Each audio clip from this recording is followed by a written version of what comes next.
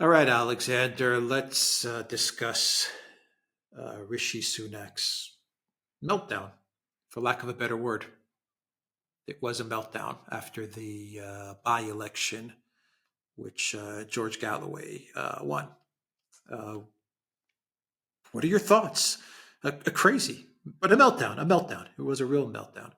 Um, It, who's advising Rishi Go on. Sunak? Who's his media team, by the way? Do you know that's advising him to do these things? I have absolutely no idea, but I suspect that they're melting down as well. I mean, the entire political class on Friday morning was in meltdown in London. So Rishi Sunak is just the visible expression of this. Can I say that people who are not familiar with British politics, in order to understand what an extreme event this was, we had the by-election results coming through over the course of early Friday morning from the by-election in Rochdale. Rochdale is a small town near Manchester, which is one of the big cities in England. There was the MP who was an old guard, old Labour person, long history. He'd opposed the Iraq War. He'd done all kinds of things. He was a standard old guard type of person. He died, so that this created place for a by-election. George Galloway, who I should say straight away, I slightly know. I mean, I've appeared on platforms and on programs with him. I don't know him personally. I mean, but I do. I have been acquainted with him, and we have had conversations. But that's as far as it goes. Anyway, George Galloway, who is an extremely well-known political figure here, and who is one of the most important political dissidents in Britain, former Labour politician, expelled from the party by Tony Blair because he was outspokenly opposed to the Iraq War. He's a strong supporter of the Palestinians. He stood in Rochdale as an independent candidate for his new party, the so-called Workers' Party, which sets itself out as a sort of anti-Labour, left-wing, working-class, social democratic party. So he stood for election in Rochdale, and he won. And he won big. And he won, when I say he won big, he won with more votes than the Labour candidate and the Conservative candidate and the Liberal candidate combined. Now, there have been all kinds of complexities about this particular by-election. The Labour candidate lost the support of the Labour Party. We'll come to all of that in a moment. But I don't think anybody in British politics, in the political class, anticipated the sheer scale of Galloway's victory. It was a massive victory. And they panicked, and you saw the panic. And what Rishi Sunak did, and as I said, this is just an expression of what the political class is up to, is that he announced that he was going to make a public address to the British people. He came out of Downing Street. He spoke on the steps of Downing Street. Now, when British prime ministers do that, that's big news.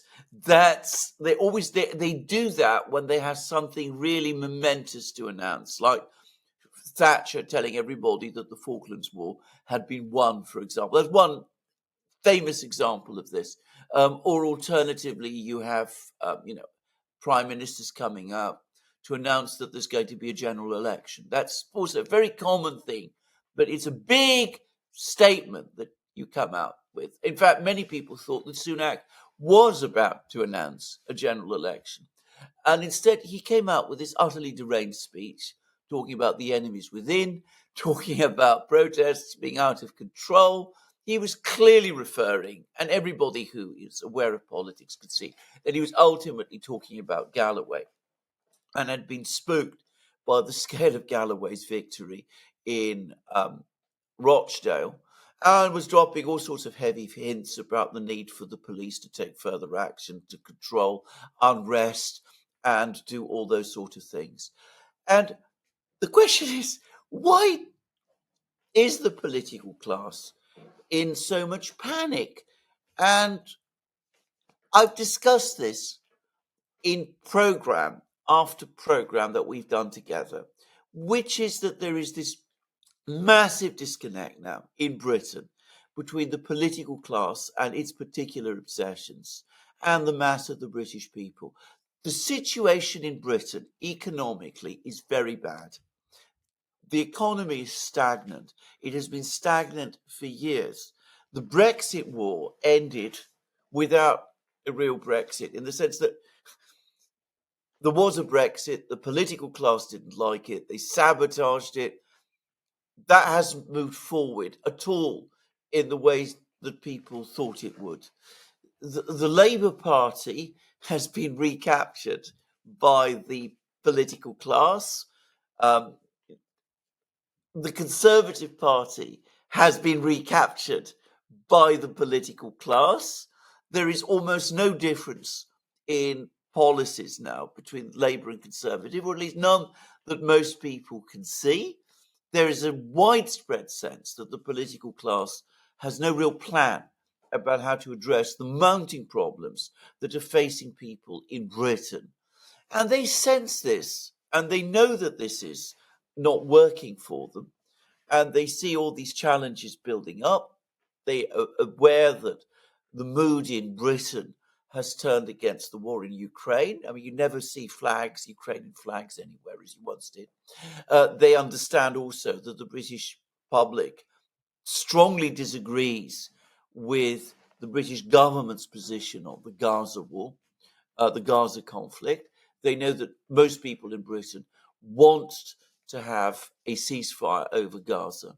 They also know that the British public maybe not completely united on what they want, but they do want to see significant change in domestic policies. There is a widespread consensus in Britain, for example, that immigration really has to be brought under control. And Galloway, by the way, made a big point about that in the Rochdale by-election. Again, I want to talk about the specifics of Rochdale in a moment. So again, they worked incredibly hard over the last 8 years, ever since the 2016 Brexit referendum and the rise of the Corbyn movement, to bring the political system back under their control. They sort of sensed that they'd managed it. They've muted Brexit.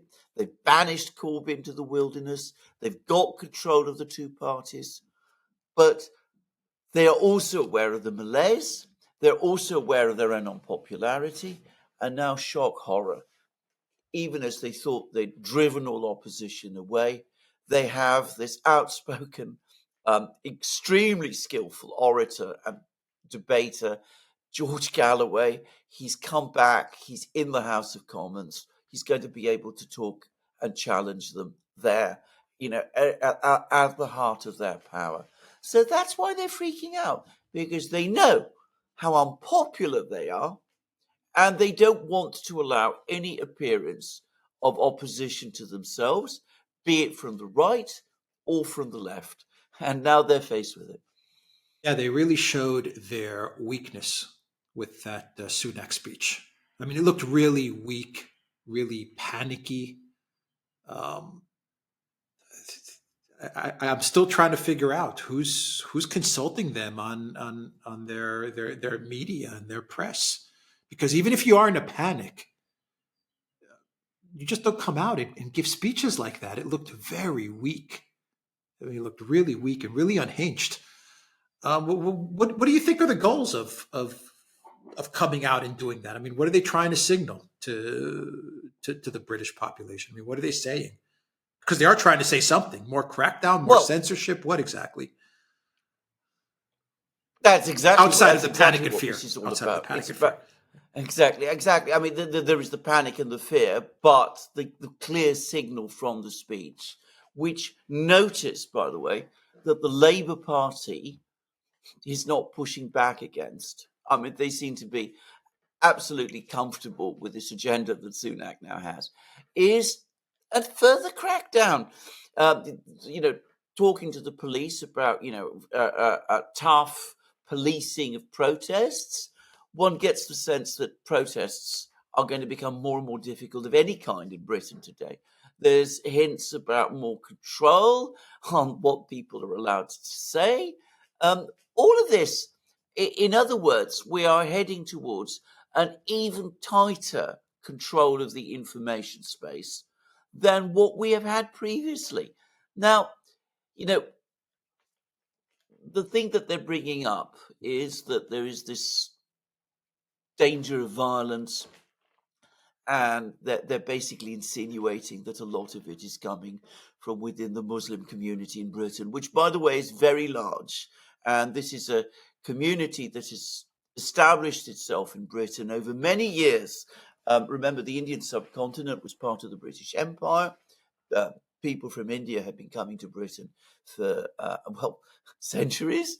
There was a major increase in immigration to Britain from the Indian subcontinent after the Second World War, the post-war decades. This is a big community now. And most of it, by the way, historically has always voted Labour. And I'm going to say straight away, within this community, you will find, I can say this, I know this for a fact, you will find some people with very extreme views. I want to acknowledge this. Why is this so? Well, partly it is because the British government itself facilitated it. Now, this isn't something people like to talk about, but the British government, as we know, supported insurgencies. I'm choosing my words very carefully now, in Afghanistan, in Syria, in Libya, in all sorts of other places. That meant that all sorts of people came to London because that was where a lot of this was being organized from. Strange and difficult people. And, well, networks were established and they do exist. But this is a historic problem. It has existed for a very, very long time. And my own sense is that the security services have it under control. It is not something to be confused with the other much bigger question of current immigration, which, by the way, again, to my knowledge, many British Muslims today actually oppose because, of course, waves of immigrants affect their position, their social and economic position as well. So there is this problem, but it doesn't exist in the way that Sunak himself is trying to imply.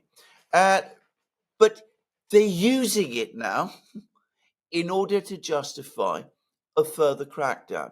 Just as they used, fear of Russia before, now it's fear of a political Islam, which, to the extent that it exists in Britain, is something that they played a role. I'm not saying it's exclusively their fault, but they played a certain role in creating themselves, as I have personal knowledge of. So they're using all of this, as I said, to prepare the ground for a crackdown, because they sense that they're losing control of the political situation. They were shocked all the way back in 2016 when they began to sense that the British public was turning against them. And they're panicking even further now. And one of the most interesting things about Rochdale, which is that it's a community which is working class, British working class, and also Muslim. And it seems as if Galloway was strong with both. He was able to win over many Muslim voters, to a great extent, obviously, because of the stance he took over Gaza. But also, he was also able to win over many British English working class voters because the stance he took on economic issues, his success in projecting himself as an old-fashioned, old-style Labour, pro-worker, social democrat. So this is what's spooking them. Can you explain the association with the far right as well? Because Sunak didn't only bring up, I think he said Islamic extremism, but he said Islamic extremism and the far right are two sides of the same coin, or something like that. So where does the far right fit into all of this for Sunak? Well, it doesn't. I mean, and with Galloway in this election, I mean, where's the far right in all of this? Yeah, I mean, when British political leaders talk about the far right, what they're really talking about is people on the right who support Brexit. By the way, I should say that Galloway also is an outspoken supporter of Brexit and always has been. He embodies the anti-EU stance, which was once upon a time, well within my memory, the majority view within the Labour Party. But anyway, that's another thing. But yes, of course, there are real extreme right people in Britain. They exist in every single country. But again, they are not a significant political force. They never have been. They've been trying to sort of establish themselves at various times, but they've never really established themselves. But people who are on the right and are for Brexit and who are also opposed to mass immigration, and there are many people on the right who are, well, they get talked about as if they were part of the far right. So, I mean, it's what it is, again, it's a globalist political class trying to say, people on, the left who challenge them from the left, well, they're agents of Putin, or they're engaging, they're in league with Muslim,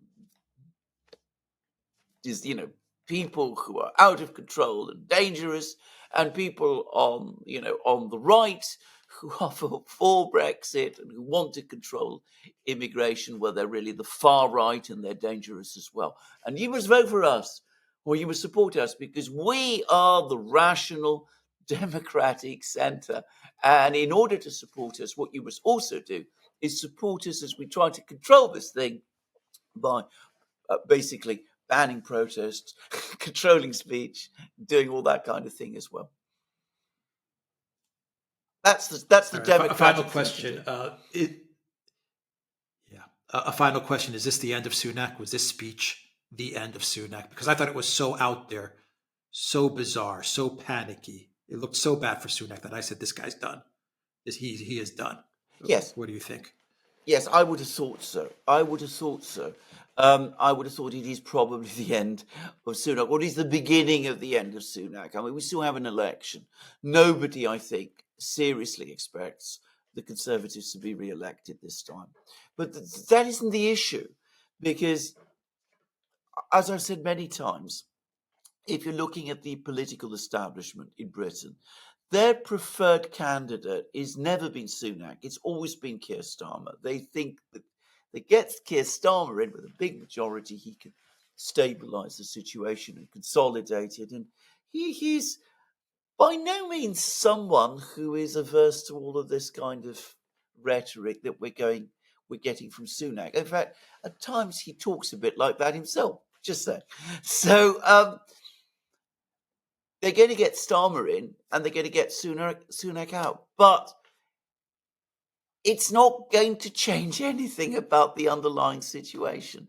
What we're going to see is the same pressures, both from the right and from the left, are going to grow. And if I could talk about Starmer a moment, I mean, we had a very strange situation with Rochdale, where the Labour Party put up a candidate. He was also drawn from the Muslim community. And then suddenly Labour announced that they weren't supporting him anymore. And it turned out that he'd said certain things. I'm not, again, going to discuss what they are, but they were all related to the Gaza affair. And this person apologized for all of that. And anyway, even that apology wasn't accepted. And to be frank, see what he said, I'm not surprised given the mood here at the moment. So anyway, Labour backed off supporting this person, even though he continued to run in the by-election as the Labour candidate. All very strange. Now, another very strange thing about this by-election is that there was very, very little polling.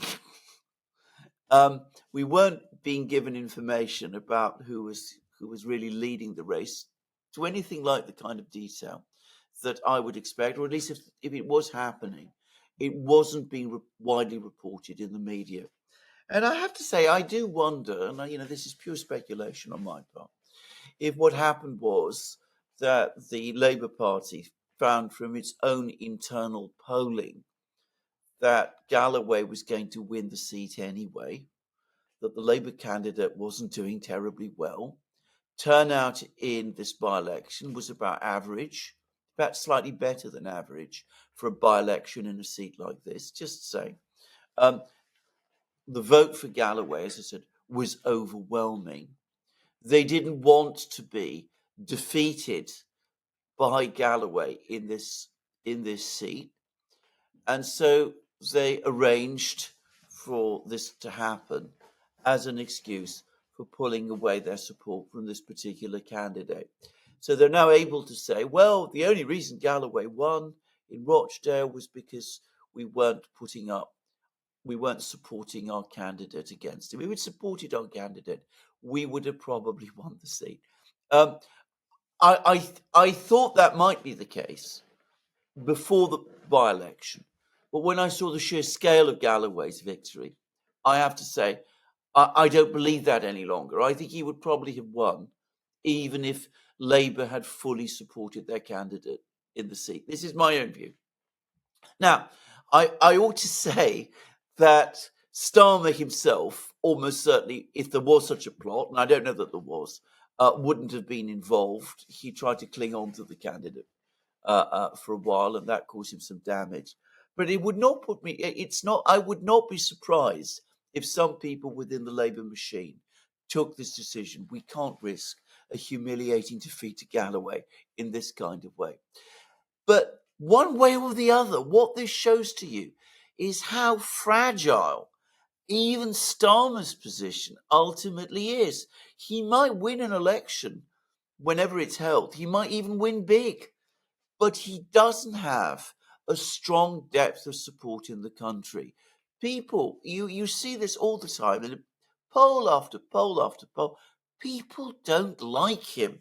They prefer him to Sunak, and who wouldn't? But they don't think, in the end, that he's the person to give Britain a clear lead and to pull it round.